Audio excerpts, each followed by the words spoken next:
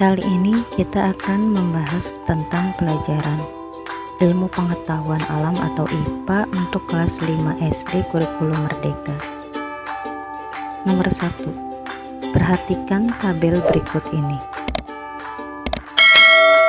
1. Memiliki tulang belakang. 2. Otak dilindungi oleh tengkorak. 3. Susunan saraf meliputi otak dan sumsum tulang belakang. 4. Tubuh terlihat jelas bagian kepala, leher, badan, dan kaki. Ciri-ciri golongan hewan berdasarkan tabel tersebut adalah: di sini kita lihat nomor 1, memiliki tulang belakang. Memiliki tulang belakang itu merupakan kata kunci untuk hewan vertebrata. Jadi jawabannya ini merupakan ciri-ciri golongan hewan vertebrata. Hewan vertebrata memiliki ciri-ciri sebagai berikut: memiliki tulang belakang, otak dilindungi oleh tengkorak, bagian tubuh terlihat jelas yaitu bagian kepala, leher, badan, dan kaki, susunan saraf meliputi otak dan sumsum tulang belakang. Contoh hewan yang termasuk golongan vertebrata yaitu sapi, kelinci, dan gajah. Sedangkan hewan yang tidak memiliki tulang belakang disebutnya avertebrata. Contoh hewan avertebrata adalah cacing, siput, kelabang, bintang laut. Nomor 2, hewan yang bernafas menggunakan permukaan kulit adalah: bernafas adalah menghirup oksigen dan mengeluarkan karbon dioksida. Setiap hewan mempunyai cara bernafas yang berbeda-beda. Yang bernafas menggunakan permukaan kulit adalah cacing. Contoh hewan dengan cara pernapasan lainnya yaitu berudu dan ikan bernafas dengan insang, cicak, siput, dan ular bernafas dengan paru-paru, kupu-kupu bernafas dengan trakea. Nomor 3. Proses penyerapan sari-sari makanan terjadi di dalam organ pencernaan. Masing-masing memiliki fungsinya. Berikut merupakan fungsi dari organ pencernaan. Lambung. Lambung berfungsi untuk memecah dan mengaduk-aduk makanan lewat gerak peristaltik yang dipicu oleh kerja lapisan otot lambung. Lambung juga mencerna makanan dengan bantuan enzim yang ada pada lambung.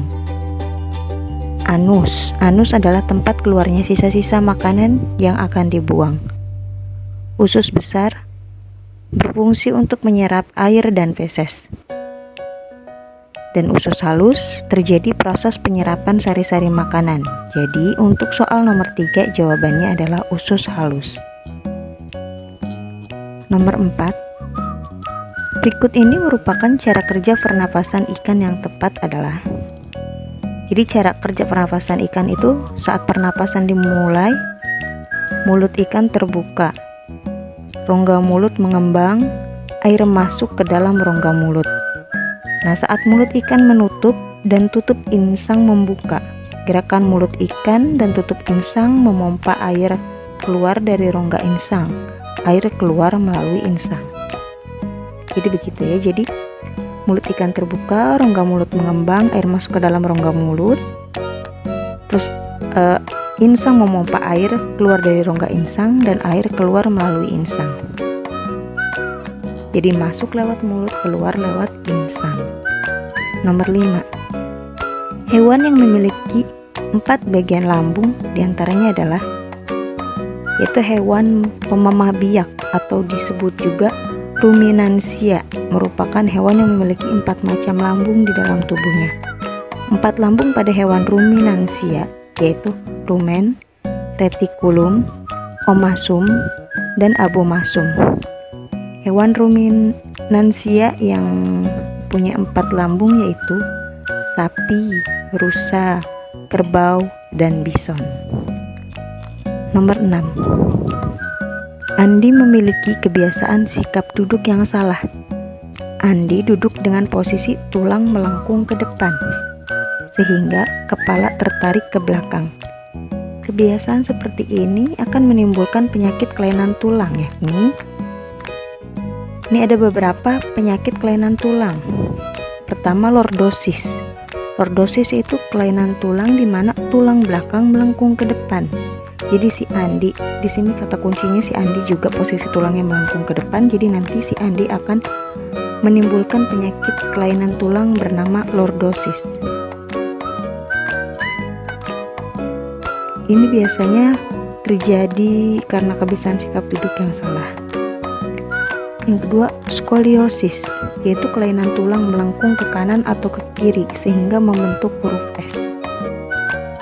3. Kifosis, yaitu kelainan tulang di mana tulang belakang melengkung ke belakang sehingga tampak seperti membungkuk. Dan yang keempat, rakitis, kelainan tulang karena kekurangan vitamin D sehingga tulang mudah patah dan membengkok.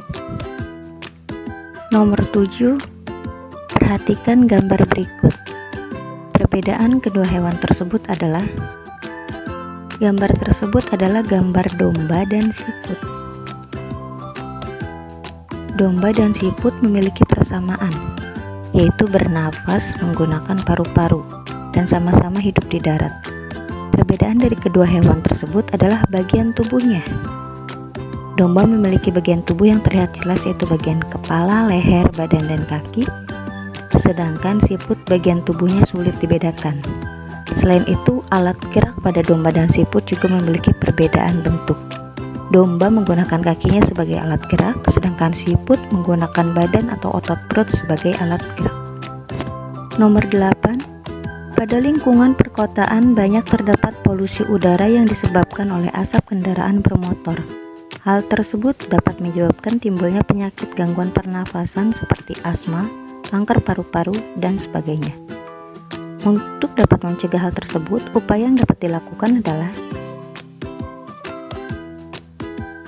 kita harus menggunakan masker ketika berada di luar ruangan, melakukan penanaman pohon agar polusi udara dapat diserap oleh pohon, berjalan kaki jika menempuh perjalanan dekat jadi tidak terlalu banyak kendaraan motor berlalu lalang, melakukan uji emisi gas buang kendaraan.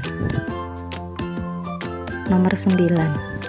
Cara melindungi diri dari bahaya kabut asap adalah kabut asap yang tebal sangat berbahaya bagi kesehatan.